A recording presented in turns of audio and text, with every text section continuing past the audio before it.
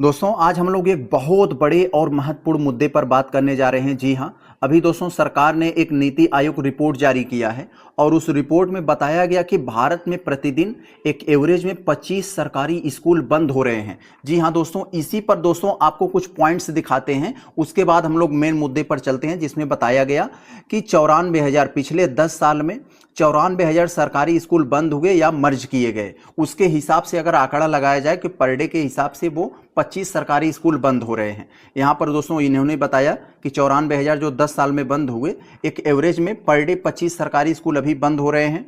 और आगे ये बता रहे हैं कि यानी 2.25 करोड़ ऐसे सरकारी स्कूल हैं, 2.25 करोड़ ऐसे सरकारी स्कूल हैं जो नाम मात्र के चल रहे हैं, उसमें न के बराबर बच्चे हैं।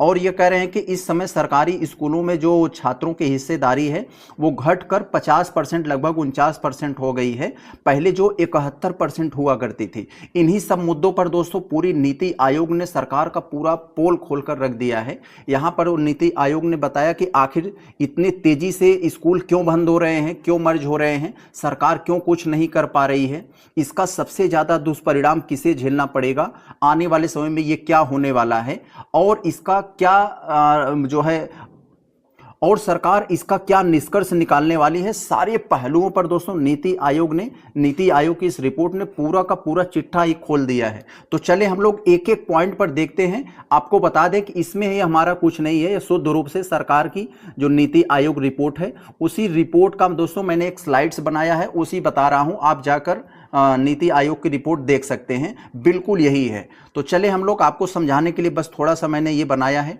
यहाँ देखिए, आपको दिखा दें थोड़ा सा पहले, यहाँ थोड़ा सा ध्यान देते रहिए कि इन्होंने जो परिचय दिया है इसके बारे में, आप परिचय को देख लीजिए, इंट्रोडक्शन। नीति आयोग ने भारत की शिक्षा प्रणाली पर ऐतिहासिक रिपोर्ट जारी किया है।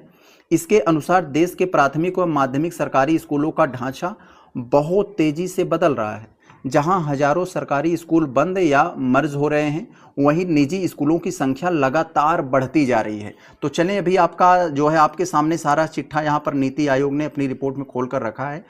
तो चले हम लोग देखते हैं नीति आयोग ने अपनी रिपोर्ट में जो मुख्य आंकड़े दिए हैं, यहाँ पर हमने इसको बहुत ही एक अच्छे पैटर्न में बनाया है जिसे आपको आसानी से समझ में आ जाए। तो यहाँ देखिए, यहाँ पर उन्होंने इंडिकेटर्स यहाँ पर दिया है, यानी संकेतक, और ये अतीत यानी आज से 10 साल पहले की बात इसके नीचे लिखी हुई है, और इसके नीचे वर्तमान यानी इसके नीचे इस समय की क्या हालात है ये लिखा है, और पहले 10 साल पहले और अब में क्या परिवर्तन हुआ ये आपको लिखा है यहाँ पर। तो पहले इंडिकेटर्स का अगर हम लोग बात करें तो आपको दिया है सरकारी स्कूलों की संख्या।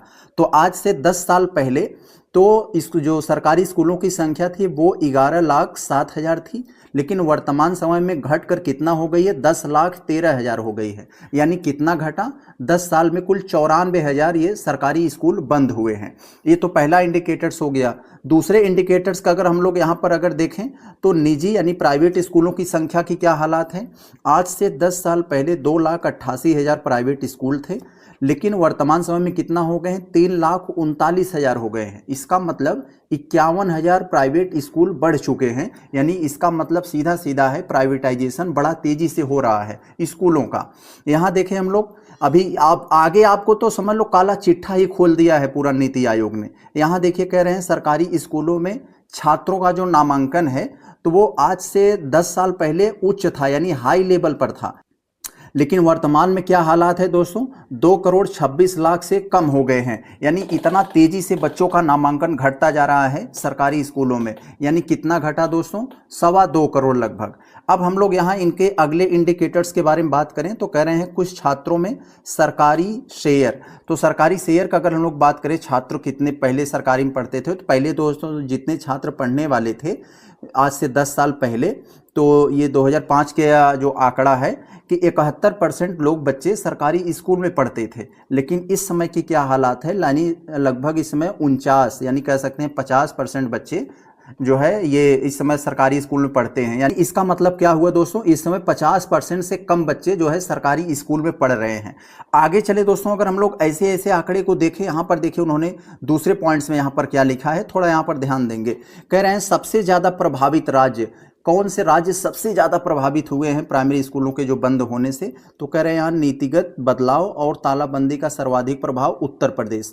उत्तर प्रदेश की अगर बात करें तो प्राथमिक एवं उच्च माध्यमिक स्कूलों का व्यापक एकीकरण हुआ है। और दूसरे नंबर पर आता है दोस्तों मध्य प्रदेश। लाखों बच्चे आधिकारिक स्कूल रिकॉर्ड से बाहर हुए हैं या ड्रॉप आउट हो गए हैं, जो जोखिम भरा है। जम्मू कश्मीर की अगर हम लोग यहाँ पर बात करें तो इसके दुर्गम इलाकों में जो है स्कूलों का पुनर्गठन को लेकर है। अब यहाँ पर देखें थोड़ा ध्यान से, कह रहे हैं केवल उत्तर प्रदेश और मध्य प्रदेश में ही मिलाकर 40,000 सरकारी स्कूलों का विलय किया जा चुका है। अभी दोस्तों सरकार की एक रिपोर्ट आई थी तो जिसमें उत्तर प्रदेश के 40,000 में से सिर्फ 26,000 उत्तर प्रदेश में अकेले बंद हुए हैं, सिर्फ उत्तर प्रदेश में। तो यहाँ पर ये आप लोग याद रखेंगे, डाटा आपसे हो सकता है पूछ ले, लेकिन ऐसे प्रश्न बनेंगे नहीं सरकार के खिलाफ। आगे आगे देखें अगर हम लोग यहाँ पर, तो यहाँ पर देखें अगले पॉइंट्स में जो यहाँ पर नीति आयोग ने बताया है, ये अगला पॉइंट्स क्या है साथियों, यहाँ देखें अगर हम लोग तो कह रहे हैं सरकारी स्कूल कम होने के जो मुख्य कारण है, इसके कारण पहले नीति आयोग ने बताया है कि आखिर किस कारण से इतना तेजी से कम होते जा रहे हैं। यहाँ देखिए पहले उन्होंने कहा स्कूल युक्तिकरण यानी स्कूल रेशनलाइजेशन। इसमें क्या है, इन्होंने कहा कि राष्ट्रीय शिक्षा नीति जो 2020 वाली नई शिक्षा नीति आई थी, तो इसके तहत स्कूल कॉम्प्लेक्स क्लस्टर बनाए जा रहे हैं। कम नामांकन वाले छोटे स्कूलों के पास ही बड़े स्कूलों में मिलाया जा रहा है ताकि संसाधनों का बेहतर हो। इनका कहना है कि अगर किसी बच्चे के घर के पास कोई प्राइमरी स्कूल है, वहाँ बच्चे कम हैं, तो एक बड़ा स्कूल कहीं दूर दराज एरिया में है तो उसके संसाधन को वहाँ मर्ज किया जाएगा, वहाँ पढ़ाया जाएगा। ये भूल गए कि हाँ नीति जो है शिक्षा के अधिकार में बताया गया है कि 1 किलोमीटर से ज़्यादा दूरी नहीं होनी चाहिए। आगे चले यहाँ पर देखें तो दूसरे पॉइंट्स में बताया है इसकी वजह घटती प्रजनन दर, यानी जो प्रजनन दर फर्टिलिटी रेट घट रही है, इसका भी एक बड़ा वजह है। कैसे, भारत में जो है कई राज्यों में कुल प्रजनन दर घटने से स्कूल जाने योग्य बच्चे आबादी में प्राकृतिक रूप से कमी आ रही है, यानी बच्चे ही सबके कम हो रहे हैं। तो इसलिए यहाँ पर ये आंकड़ा ये बताए हैं कि हाँ इसलिए बच्चों में जो है बच्चे है ही नहीं तो स्कूल कहाँ से जाएंगे, यहाँ पर इन्होंने ये बताया है। और यहाँ पर देखें तीसरे पॉइंट्स में ये क्या बता रहे हैं कि प्राइवेट सेक्टर का बढ़ावा आकर्षक। देख रहे हैं आप लोग प्राइवेट स्कूल जो है किस तरह से खींच रहे हैं बच्चों को जो है सब लॉलीपॉप देकर।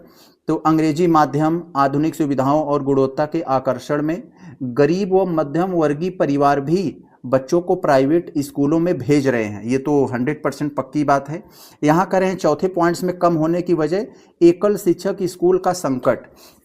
यहाँ देख रहे हैं क्या है कि ये रिपोर्ट के अनुसार बताया गया है कि आज भी 1 लाख से अधिक ऐसे सरकारी स्कूल हैं जो सिर्फ एक शिक्षक के भरोसे वो चल रहे हैं। सिर्फ एक ही शिक्षक है वहाँ पर, वो क्या पढ़ाएगा क्या नहीं पढ़ाएगा सब सारा मैनेज करेगा, पढ़ाएगा और राम जाने। इसीलिए दोस्तों वो भेज नहीं रहे हैं वहाँ पर, वो भेज रहे हैं अपने प्राइवेट स्कूलों में। तो भारी भरकम संकट भी है टीचर्स की, लेकिन टीचर्स की भर्ती फिर भी नहीं हो रही है। आगे यहाँ पर अगर हम लोग देखें मुख्य चिंता की बात करें कि आखिर ये आगे चलकर ये कितना बड़ा घातक होने वाला है, तो इसकी अगर चिंता की बात जो यहाँ पर नीति आयोग ने किया है, उन्होंने कहा कि स्कूलों की दूरी बढ़ना, स्कूलों की दूरी बढ़ गई, बच्चे के घर से स्कूल दूरी हो जाएगी तो छोटे स्कूलों को बंद होने से बच्चों को अब 4 से 6 किलोमीटर दूरी जाना पड़ रहा है। तो इसलिए दोस्तों ज़्यादातर बच्चे जा ही नहीं रहे हैं जो थोड़ा सा सेंसिटिव वर्ग में आते हैं। तो राइट टू एजुकेशन एक्ट 2009 वाले में कहा गया था, शिक्षा का अधिकार 2009 में आया था, तो ये उसका सरासर उल्लंघन कर रहा है। कैसे कि शिक्षा कानून के तहत हर बच्चे के निवास से, हर बच्चे के घर से 1 किलोमीटर के दूरी के अंदर होना अनिवार्य था, लेकिन यहाँ पर दोस्तों उन्होंने क्या कर दिया, मर्ज कर दिया। अब चाहे वो 5, 6, 7 किलोमीटर दूरी पर हो जा रहे हैं, तो इसलिए थोड़ा सा बहुत दिक्कत आ रही है। लड़कियों और वंचितों पर क्या असर ये पड़ रहा है, अगर हम लोग इसके बारे में अगर देखें तो कह रहे हैं दूरी बढ़ने से बेटियाँ जो SC, ST और गरीब समूह के बच्चे हैं वो स्कूल छोड़ने या ड्रॉप आउट का खतरा बड़ा तेजी से बढ़ रहा है, उसमें ये बताया जा रहा है इसमें। अब इन्होंने आगे जो बताया है रिपोर्ट में, आगे देखें नीति आयोग का रोड मैप क्या है, उन्होंने रोड मैप जो दिया है तो इसके बारे में अगर 5वें पॉइंट्स में देखें तो कह रहे नीति आयोग की कुल 13 मुख्य सिफारिशें एवं 33 कार्यान्वयन मार्ग है। उनमें से यहाँ पर दिया है केवल स्कूलों के भौतिक विलय पर बल न दें, बचे हुए सरकारी स्कूलों की गुणवत्ता सुधारी जाए। अगले में उन्होंने कहा कि सुझाव दिया सरकार को कि डिजिटल इंटीग्रेशन, स्मार्ट क्लासरूम और बेहतर शिक्षा प्रणाली का समावेशन किया जाए। बिल्कुल केजरीवाल ने तो यही दिल्ली में किया था ना, जो सड़े गले सरकारी स्कूल थे उन्हीं का इंफ्रास्ट्रक्चर मजबूत करके ऐसा बनाया कि सब लोग प्राइवेट से नाम कटवा कर वहाँ पर आए। तो सीखने के परिणामों में क्या है, लर्निंग आउटकम्स में मजबूत कर सरकारी शिक्षा को जन विश्वास तक लौटाया जाए, यानी जन जन में ये विश्वास पैदा किया जाए कि हाँ आज ये सरकारी स्कूल आपके यहाँ जो प्राइवेट स्कूल चल रहे हैं उससे 1000 गुना अच्छे हैं। तो ये माँ बाप में, गार्जियन में विश्वास पैदा करना होगा। तो दोस्तों आप लोगों ने देखा कि नीति आयोग ने क्या पूरी सरकारी स्कूल का जो क्या हालात है उसका पूरा उन्होंने चिट्ठा खोल कर रखा और अंत में अपने बहुत सारे सुझाव भी दिए। उनमें के मुख्य सुझाव यहाँ पर उन्होंने दिया कि आखिर क्या करना चाहिए सरकार को, तो यहाँ पर उन्होंने ये बताया। तो दोस्तों अगर ये आपको वीडियो जरा सा भी अच्छा लगा हो तो इस वीडियो को लाइक करके अपने दोस्तों में शेयर जरूर करिएगा। चले हम लोग मिलते हैं नेक्स्ट मुद्दे पर। नमस्कार।